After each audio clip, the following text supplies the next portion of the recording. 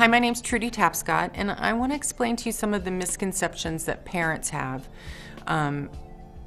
when their kids are starting out in modeling. And for someone like me who's a scout in America, and I work with kids from their hometown, and I encourage them to stay in school, I want them to be well-rounded. So I work with the parents. You know, we work together to protect their child while their child is trying to grow up into a well-rounded young lady and become a professional model. So there's a lot of things to consider. In other words, a client might want a model, or an agency might want a model to come and start.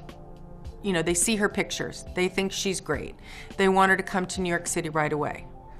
Well, she's 16 years old, and her parents and I know from working with her closely that she's not ready to do that. That is not a good decision for her at this particular time.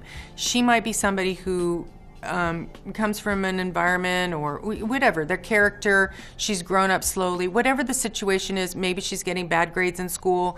Maybe, you know, there's a ton of reasons why, since I'm working with the family, that I want to be respectful of what parents need in order for her to grow up and possibly pursue modeling. So I'm a big believer in, you know, guiding parents with the right information. However, every parent thinks that their child is, you know, special, and they are special. But when it comes to a business, they have to have a skill and a talent beyond their specialness. So explaining to parents that, you know, it's a business, and I think that the hardest thing is that when a mother especially starts seeing something happen for her daughter. So let's say we get the first test pictures back and we edit what are the right pictures to promote her. You know, a mother sees her daughter completely differently than how a professional sees her daughter as a model. And so those kind of conversations, you know, sometimes you can learn just enough to be dangerous. And so you think you know, but it's very hard to look. It's like if I were to look at a picture of myself and a professional were to look at a picture of myself, we're going to see something completely different. And that's what parents, because they are the protector of their kids. So usually pictures, you know, this is a business. I mean, I have to give everybody sort of a gold medal in the sense that nobody knows about this business. You could live in, you know, the middle of Oklahoma, and you're just as afraid of knowing more about the business. There's no resource to get the right information. There's no place to go. It's not like your Aunt Sally was in this business, whereas family businesses, you learn things, you know things, it's obvious. This business, nothing is really obvious. No story's really the same. The steps that one person should take are not necessarily the right steps for the other person because it's very individual.